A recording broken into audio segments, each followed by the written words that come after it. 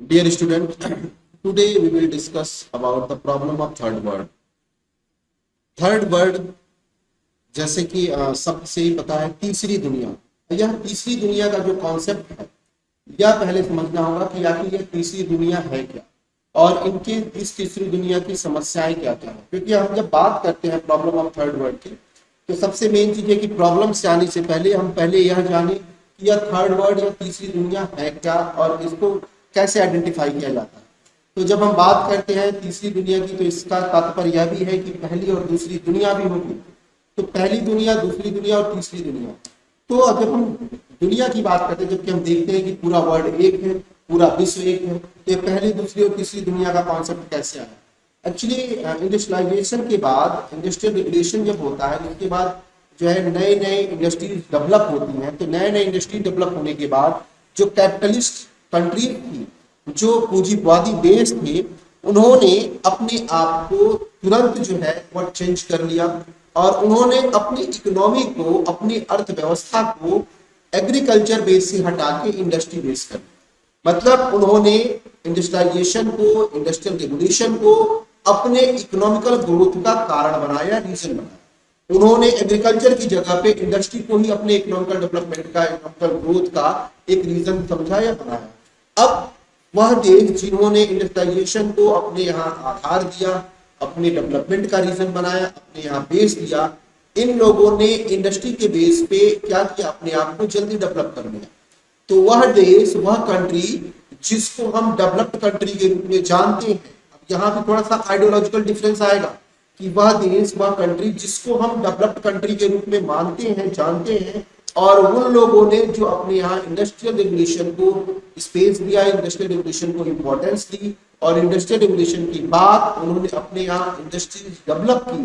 उनको हम उनको जो है फर्स्ट वर्ल्ड के रूप में जानते हैं। इसको अगर हम आइडेंटिफाई करें तो जिसको हम अपने आम बोलचाल की भाषा में पश्चिमी देश कहते हैं, जिनको हम जो है डेवलप्ड कंट्रीज कहते हैं, या फिर जिनको हम वेस्टर्न कंट्रीज के रूप में जानते हैं, जिनको, और वह जिनको हम सुपर पावर या शक्ति केंद्र के रूप में ही जानते हैं, इन सबको हम फर्स्ट वर्ल्ड के रूप में जानते हैं। और यह जो first world, second world, third world का जो कॉन्सेप्ट है यह कैपिटलिस्ट आइडियोलॉजी के द्वारा ही दी गई है। तो अब आते हैं हम सेकेंड वर्ल्ड के बारे में। तो सेकेंड वर्ल्ड, जब फर्स्ट वर्ल्ड की बात होती है तो फर्स्ट वर्ल्ड में हम अमेरिका, ब्रिटेन, फ्रांस, जर्मनी, जो कैपिटलिस्ट कंट्रीज हैं, जिन्होंने अपने आप को डेवलप किया, जो है डेवलप्ड कंट्री के रूप में अपने आप को स्टेबल कर चुके हैं, जो एक विकसित देश की श्रेणी में आते हैं, जिन्होंने अपनी अर्थव्यवस्था के लिए जो है इंडस्ट्रियलाइजेशन को या इंडस्ट्रीज को अपने अर्थव्यवस्था का कारक माना, अपनी अर्थव्यवस्था के विकास का कारक माना। ऐसे कंट्रीज को जब हम आइडेंटिफाई करते हैं, देखते हैं, तो यह जो कंट्री है, ये सारे कंट्रीज जो है वह फर्स्ट वर्ल्ड के रूप में आइडेंटिफाई की जाती है, बताई जाती है। दूसरा अगर हम बात करें, दूसरी अगर हम बात देखते हैं, या दूसरी अगर हम बात करें तो हम देखते हैं कि जो दूसरी कंडीशन है, जो दूसरी दुनिया है, तो दूसरी दुनिया के रूप में वह कंट्रीज आती हैं जो कैपिटलिज्म कंट्रीज हैं, या फिर जो विकसित है लेकिन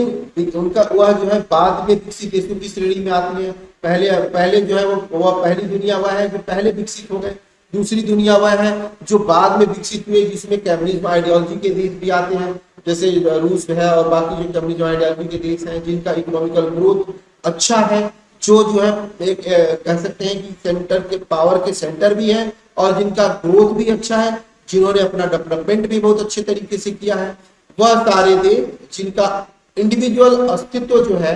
वह सेकेंड वर्ल्ड वार के पहले था या सेकेंड वर्ल्ड वार के समय तक था, उनको पहली और दूसरी दुनिया के रूप में देखा जाता है। अब पहली और दूसरी दुनिया में आइडियोलॉजिकल डिफरेंस हो सकते हैं, जो है वो पहली और दूसरी दुनिया में जो है इकोनॉमिकल डिफरेंस थोड़े बहुत हो सकते हैं, लेकिन यह दोनों जो पहली और दूसरी दुनिया है, यह दोनों जो है सेकेंड वर्ल्ड वार के अस्तित्व तक इन दोनों दुनिया का या दोनों तरह के दुनिया के देशों का अस्तित्व था और इनकी एक अपनी अलग आइडेंटिटी थी। लेकिन जब हम बात करते हैं तीसरी दुनिया की, जब हम बात करते हैं अपने थर्ड वर्ल्ड की, तो थर्ड वर्ल्ड का जो कॉन्सेप्ट आता है, तो थर्ड वर्ल्ड का मतलब यह है कि वह देश, वह दुनिया जो सेकेंड वर्ल्ड वार के बाद अस्तित्व में आई। मतलब द्वितीय विश्व युद्ध के बाद जो भी देश, जो भी स्टेट, जो भी नेशंस अस्तित्व में आते हैं, जिनकी भी अपनी आइडेंटिटी डेवलप होती है, जो भी जो कॉलोनी से अपने एक अलग आइडेंटिटी बनाते हैं, कॉलोनी घेरा से बाहर निकलते हैं और एक अलग स्वतंत्र राज्य अपनी अस्तित्व बनाते हैं, अपनी स्वतंत्र फॉरेन पॉलिसी बनाते हैं, वह सभी देशों को थर्ड वर्ल्ड के रूप में जाना जाता है, जिसमें अफ्रीकी, लैटिन अमेरिकी, कैरेबियन या फिर एशियाई कंट्रीज को भी हम शामिल कर सकते हैं, क्योंकि यह वह एरा है, यह वह देश है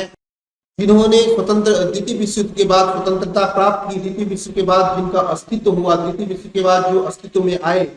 ऐसे देशों को, ऐसे कंट्रीज को, ऐसे नेशंस को जो है वह थर्ड वर्ल्ड के रूप में आइडेंटिफाई किया गया, क्योंकि यह जो है यह अल्प विकसित या विकासशील देश थे, जो आज की स्थिति में यह जो है सेकेंड वर्ल्ड वॉर के बाद कॉलोनीज जो कॉन्सेप्ट है या कॉलोनिज्म है, इसके चंगुल से बाहर निकले और यह स्वतंत्र हुए। तो यह जो सेकेंड वर्ल्ड वॉर के बाद जो स्वतंत्र हुए देश हैं, यह वह देश है या वह वर्ड है, या इसको तीसरा वर्ड जिसको कहा जाता है, या वह उन देशों का समूह है, उन देशों का ग्रुप है जो कि कहीं ना कहीं से सेकेंड वर्ल्ड वॉर के बाद स्वतंत्र होकर अपने अस्तित्व की लड़ाई लड़ रहे थे, अपने अस्तित्व के लिए प्रयास कर रहे थे। और यह जब स्वतंत्र हुए, जब इनको स्वतंत्रता मिली, तो इनको जो है कई सारी समस्याओं का भी सामना करना पड़ा। तो यह जो तीसरी दुनिया, जिसको हम तीसरी दुनिया के रूप में जानते हैं, हम जिसको थर्ड वर्ल्ड के रूप में जानते हैं, अगर हम उसको देखें, अगर उसको समझने की कोशिश करें, अगर हम उसको समझने का प्रयास करें, तो हम देखते हैं तो यह वह देश थे, यह दुनिया थी जिन्होंने जो स्वतंत्र होने के बाद अब अपने अस्तित्व की लड़ाई लड़ रहे थे। तो इन देशों के समक्ष जो है कई सारी समस्याएं थी, जैसे इनके पास जो है वह कच्चे माल तो पर्याप्त मात्रा में उपलब्ध होते थे, लेकिन जो है उनके पास इंफ्रास्ट्रक्चर की समस्या है, इनके पास बेरोजगारी है, भूखमरी है, अशिक्षा है, इनके पास जो है टेक्निक का अभाव है, इनके पास अपने डेवलपमेंट के लिए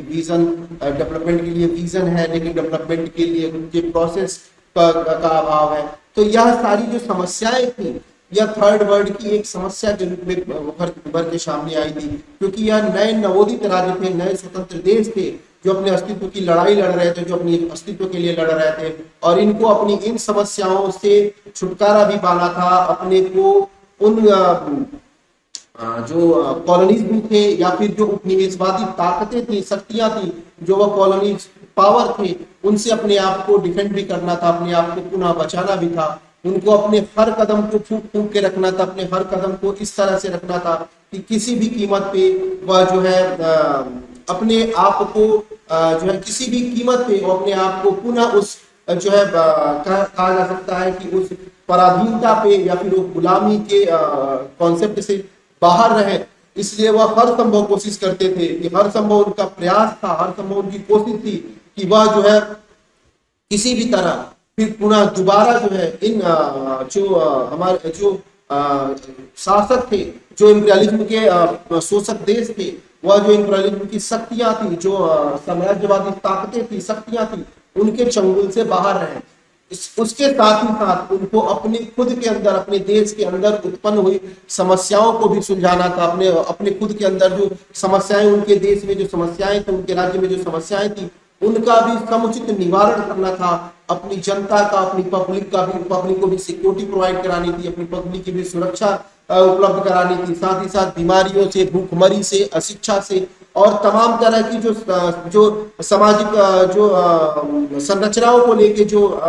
कमियां थी, उन सब से लड़ना था। तो यह जो नए नवोदित राज्य थे, यह जो नए स्वतंत्र हुए देश थे, इनके सामने जो है एक कहा जा सकता है कि अंतरराष्ट्रीय परिदृश्य में, एक इंटरनेशनल लेवल पे जो नए चाहे वो अफ्रीकन कंट्रीज हो, या फिर चाहे वो लैटिन अमेरिकन कंट्रीज हो, कैरिबियन कंट्रीज हो, या फिर जो है कहा जा सकता है कि एशियाई कंट्रीज हो, वह सब जो है, अगर हम भारत को देखें तो भारत भी थर्ड वर्ल्ड का पार्ट है, भारत भी तीसरी दुनिया का हिस्सा है, क्योंकि यहाँ पे जो जितने भी देश जो सेकेंड वर्ल्ड वॉर के बाद स्वतंत्र हुए, इनका एक अपना एक अलग ग्रुप है। जैसे अगर कई बार हम अगर नॉन अलाइनमेंट को क्रिटिसाइज करने की बात करें, तो अक्सर यह माना जाता है कि नॉन अलाइनमेंट जो है वो थर्ड वर्ल्ड का एक ऑर्गेनाइजेशन है, थर्ड वर्ल्ड देशों का एक समूह है। तो हम देखते हैं, हम समझते हैं कि अगर थर्ड वर्ल्ड को डीपली एनालाइज किया जाए, तीसरी दुनिया को डीपली एनालाइज किया जाए, तो यह हमको यह लगेगा कि यहाँ की जो समस्या है, वह समस्या जो है वह जेन्युइन है। यहाँ की जो समस्या है, इसकी समस्या को सुलझाए बिना, इस समस्या को करके सुधार किए बिना जो है एक पीसफुली वर्ल्ड की कल्पना नहीं की जा सकती। तो अब जब हम इन समस्याओं को आइडेंटिफाई करते हैं तो हम देखते हैं कि थर्ड वर्ल्ड की जो सबसे बड़ी समस्या है वह पॉपुलेशन की है, क्योंकि ओवर पॉपुलेशन जो है वह थर्ड वर्ल्ड की एक बड़ी समस्या है। क्योंकि थर्ड वर्ल्ड की जो कंट्रीज हैं वह अंडर डेवलपिंग कंट्रीज है, वहां पे पॉपुलेशन जो है एक बड़ी समस्या के रूप में है। अगर आप देखें तो विश्व के जितने भी बड़े पॉपुलेटेड कंट्रीज हैं, बड़े पॉपुलेशन वाले कंट्री हैं, वह सब जो है वह थर्ड वर्ल्ड कंट्रीज में ही आते हैं, तीसरी दुनिया में ही आते हैं। चाहे वो लैटिन अमेरिका के देश हो, चाहे अफ्रीका के देश हो, चाहे वो एशिया के देश हो या कैरिबियाई देश हो, यह सब जो है वह अगर ओवर पॉपुलेशन से कोई त्रस्त देश है, ओवर पॉपुलेशन से ग्रसित कोई देश है, ओवर पॉपुलेशन से जो है अगर प्रभावित कोई देश है तो वह तीसरी दुनिया के देश है। इनके पास लैंड्स कम है, इनके पास रिसोर्सेज कम है, लेकिन इनकी पॉपुलेशन हाई है। इनके पास जो है पॉपुलेशन ज्यादा है लेकिन इनके पास रिसोर्सेज कम है। तो यह सबसे बड़ी जो इनकी समस्या जो आइडेंटिफाई होती है कि ओवर पॉपुलेशन की है। ओवर पॉपुलेशन उनकी भूखमरी, गरीबी, ओवर पॉपुलेशन ही इनकी बाकी समस्याओं की जड़ है, क्योंकि इनके पास रिसोर्सेज कम है, नेचुरल रिसोर्सेज की संख्या कम है और पॉपुलेशन ज्यादा है। तो इस कारण से इनकी जो समस्या है वह समस्या कहीं ना कहीं पॉपुलेशन के आधार पे ही बढ़ती जा रही है, बढ़ती दिख रही है। तो अगर यह अपने पॉपुलेशन को कंट्रोल करते हैं, अगर अपने पॉपुलेशन पे नियंत्रण रखाते हैं, जनसंख्या पे नियंत्रण लगाते हैं, या फिर कोई ऐसी पॉलिसीज बनाते हैं अपने पॉलिसीज के माध्यम से, या अलग अलग तरह के प्रोग्राम चला के, अवेयरनेस प्रोग्राम चला के अगर यह देश अपने यहाँ ओवर पॉपुलेशन को कंट्रोल करते हैं, अगर अपने यहाँ इंक्रीज हो रही पॉपुलेशन को कंट्रोल करते हैं, तो कहीं ना कहीं इस समस्या का निदान मिल सकता है, कहीं ना कहीं इस समस्या से छुटकारा पाया जा सकता है। लेकिन इसके लिए इनको जो है इस हेतु, इस कारण के लिए, इसके लिए इनको पॉलिसीज बनाने की आवश्यकता है, इसके लिए इनको पॉलिसीज जो है क्रिएट करने की आवश्यकता है। तो जब तक यह कोई अच्छी पॉलिसीज डेवलप नहीं कर पाएंगे, जब तक यह अच्छी पॉलिसीज नहीं बना पाएंगे, तब तक ओवर पॉपुलेशन से यह नहीं निपट पाएंगे। दूसरी जो समस्या है वह भूखमरी की समस्या है, क्योंकि अगर हम देखें तो जो हमारा यूएनओ का जो अगर हम यूएनओ की रिपोर्ट देखें तो उसमें अक्सर आपको देखने को मिलेगा कि जो भूखमरी की समस्या से ग्रसित जो देश हैं, जो भूखमरी की समस्या से पीड़ित देश हैं, उनकी संख्या, सबसे ज्यादा संख्या जो है वह थर्ड वर्ल्ड कंट्रीज में ही पाई जाती है। क्योंकि थर्ड वर्ल्ड कंट्रीज में ओवर पॉपुलेशन है, ओवर पॉपुलेशन के करते जो है वो जो खाद्यान्न है, जो फूड की जो समस्या है वो इस कारण से है क्योंकि उनके पास रिसोर्सेज कम है, उनके पास उत्पादन कम है। वह अभी भी ट्रेडिशनल मेथड से ही एग्रीकल्चर को कर रहे हैं, या उनका जो एग्रीकल्चर का मेथड है वो अभी भी ट्रेडिशनल है, इसलिए उनके यहाँ उत्पादन कम है, पैदावार कम है, और उनके पास ओवर पॉपुलेशन है, इसलिए उनके पास यह खाद्यान्न की समस्या बनी ही रह रही है। उसके बाद बहुत सारे ऐसे देश हैं जिनकी मिट्टी भी उपजाऊ नहीं है, जिनमें अन्न उपजाने की या फिर अन्न पैदा करने की क्षमता भी नहीं है। तो इस कारण से जो है अगर हम देखें तो ओवर पॉपुलेशन या फिर जो है खाद्यान्न की जो समस्या है वह कई सारे कारणों से बनी हुई है, और सरकार को पॉलिसीज बना के, सरकार को जो है वह अपने खाद्यान्न की पॉलिसीज को सुधार करके, अपने ओवर पॉपुलेशन को कंट्रोल करके, या फिर एग्रीकल्चर की ग्रोथ के लिए नए नए टेक्निक का यूज करके वह जो है इस समस्या का निपटारा कर सकता है, इस समस्या का सुधार कर सकता है। उसके बाद जो अगली समस्या जो आइडेंटिफाई होती है वह है स्वास्थ्य को लेके, क्योंकि अगर हम देखें तो जितने भी न्यूली जो है स्वतंत्र देश हैं या जो थर्ड वर्ल्ड के कंट्रीज हैं, इनके पास हॉस्पिटैलिटी की भी कमी है, इनके पास हॉस्पिटल की सुविधा नहीं है, उसके पास अच्छे डॉक्टर्स की, अच्छे इक्विपमेंट की सुविधा नहीं है, उनके पास जो है अच्छे जो है मेडिकल कॉलेज की सुविधा नहीं है। तो यह जो सारी समस्याएं हैं, क्योंकि स्वास्थ्य सुधार के लिए अच्छे हॉस्पिटल चाहिए, अच्छे डॉक्टर्स चाहिए, अच्छी मेडिकल फैसिलिटीज चाहिए, और यह जो नवोदित देश है या फिर जो थर्ड वर्ल्ड के देश हैं, इनके पास इन सारी समस्याओं का निपटने का जो है वह साधन नहीं है, इनके पास जो है वह इंफ्रास्ट्रक्चर नहीं है, उनके पास जो है ग्रोथ के साधन नहीं है। तो यह जो कंट्रीज हैं, यह कंट्रीज अपनी समस्याओं से रोज रूबरू होते हैं, रोज लड़ते हैं। तो अगर जब तक यह अपनी पॉलिसीज बनाए, अपने अपने जो है डेवलपमेंट के में इन सारी चीजों पे फोकस नहीं करेंगे, अगर वह स्वास्थ्य की समस्या को लेके अगर अपने जो है कहा जा सकता है कि अपने यहाँ हॉस्पिटल्स या फिर मेडिकल जो इक्विपमेंट है इनका डेवलपमेंट नहीं करेंगे, इनका विकास नहीं करेंगे, तो कहीं ना कहीं यह समस्याएं नई बनी रहेंगी, दिखती रहेंगी। उसके बाद हम देखते हैं कि अशिक्षा, इनके यहाँ अगर हम देखें तो जितने भी अंडर डेवलपिंग कंट्रीज हैं या फिर जितने भी थर्ड वर्ल्ड कंट्रीज हैं, उनके यहाँ जो एजुकेशनल रेशियो है वो बहुत कम है। एजुकेशनल जो परसेंटेज है या इनके यहाँ जो साक्षरता का जो परसेंटेज है, जो या फिर लिटरेसी की जो परसेंटेज है वो बहुत कम है। तो जब तक यह अपने यहाँ एजुकेशन को इम्पोर्टेंस नहीं देंगे, जब तक अपने यहाँ यह शिक्षा का बढ़ावा नहीं देंगे, जब तक अपने यहाँ एजुकेशन को डेवलप करने का प्रयास नहीं करेंगे, तब तक जो है यह अपने इस समस्या से, अपने इस थर्ड वर्ल्ड के तीसरी दुनिया की समस्या से निजात नहीं पा पाएंगे, तीसरी दुनिया की समस्या से छुटकारा नहीं कर पाएंगे। क्योंकि एजुकेशन ही वह माध्यम है, शिक्षा ही वह माध्यम है जो इनके ग्रोथ, इनके डेवलपमेंट को ग्रोथ देगा। तो शिक्षा ही वह माध्यम है, एजुकेशन ही वह माध्यम है जो इनके डेवलपमेंट को एक दिशा देगा। शिक्षा ही वह माध्यम है जिसके माध्यम से ये अपना ग्रोथ कर पाएंगे, अपना विकास कर पाएंगे, अपना जो है समुचित विकास संभव कर पाएंगे। तो इसलिए इन नए नवोदित राज्यों को, इन नए जो तीसरी दुनिया के देश हैं, इनको अपनी समस्याओं से निपटारा करना होगा। इन समस्याओं से निपटने के लिए इनको अपनी पॉलिसीज बनानी होगी, अपने पॉलिसीज को ग्रोथ करना होगा। फिर उसके बाद अगर हम देखें तो इनके पास टेक्निक की कमी है कि यह जो नवोदित देश है या जो तीसरी दुनिया के देश है, ये टेक्नोलॉजी के मामले में भी पीछे है। इनके पास इंफ्रास्ट्रक्चर है, इनके अगर इंफ्रास्ट्रक्चर नहीं है तो इनके पास जो है नेचुरल रिसोर्सेज है, इनके पास जो रॉ मटेरियल है, लेकिन टेक्निक न होने के कारण उन रॉ मटेरियल को सही ढंग से ये यूज नहीं कर पा रहे हैं, सही ढंग से अपना विकास नहीं कर पा रहे हैं। क्योंकि जब तक ये अपने आप अपने को टेक्निकली डेवलप नहीं कर पाएंगे, जब तक अपने डेवलपमेंट में टेक्निक का यूज नहीं करेंगे, जब तक अपने एग्रीकल्चर में टेक्निक का यूज नहीं करेंगे, जब तक ये अपने एजुकेशन में टेक्निक का यूज नहीं करेंगे, जब तक यह जो है अपने हॉस्पिटैलिटी में अगर टेक्निक का यूज नहीं कर पाएंगे, तब तक जो है अपना यह ग्रोथ सही दिशा में नहीं कर पाएंगे। और इसलिए इनको टेक्नोलॉजी का ज्ञान होना जरूरी है, टेक्नोलॉजी का नॉलेज होना जरूरी है, टेक्नोलॉजी में डेवलप होना जरूरी है, और यह इनके लिए आवश्यक है, जरूरी है। फिर जो है सबसे जो बड़ी बात है कि इनके पास एक परमानेंट जो है डेवलपमेंट का विजन नहीं है। इन्होंने अपना एक जो है एम डिसाइड नहीं कर रखा है कि इनको क्या करना है, कैसे करना है, अपने इकोनॉमिकल डेवलपमेंट को किस तरह से करना है। ये सिर्फ वर्ल्ड बैंक से कर्ज और अपने इंटरनल ग्रोथ पे फोकस नहीं करते, या अपने जो है डेवलपमेंट के लिए अपने कैपेसिटी को, सही बात है, अपनी कैपेसिटी को आइडेंटिफाई नहीं कर पाते हैं। अगर ये अपनी क्षमता के आधार पे अपना विकास नहीं कर पाते हैं, तो जब तक यह अपनी चीजों को पहचानने का प्रयास नहीं करेंगे, जब तक अपने कैपेसिटी को पहचानने का प्रयास नहीं करेंगे, जब तक अपने ग्रोथ को या एक दिशा नहीं देंगे, जब तक ये अपना विजन डिसाइड नहीं कर पाएंगे, तब तक जो है यह अपने यहाँ अपना विकास नहीं कर पाएंगे और इनकी समस्या एग्जिटिव बनी रहेंगी। उसके बाद जो इनकी एक जो अगर देखें तो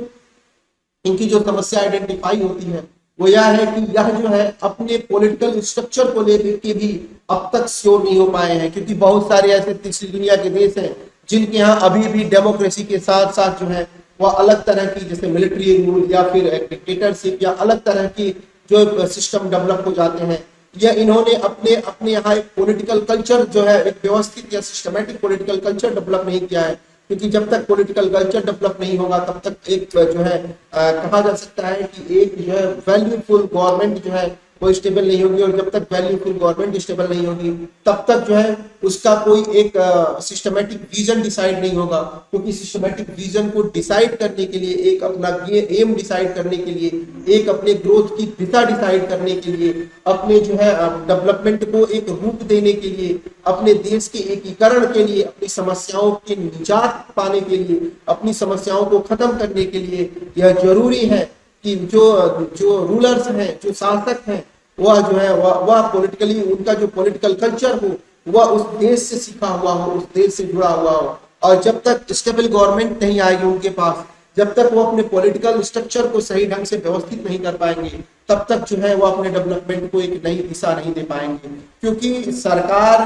किसी भी देश में, किसी भी शासन व्यवस्था में जो सरकार होती है, जो गवर्नमेंट होती है, उसका एक क्लियर विजन होता है, उसका एक डेवलपमेंट का प्रोसेस होता है, वह अपनी उसी प्रोसेस से अपने डेवलपमेंट को जो है निर्धारित करती है, वह उसी प्रोसेस से अपने डेवलपमेंट को डिसाइड करती है, और वो अपनी समस्याओं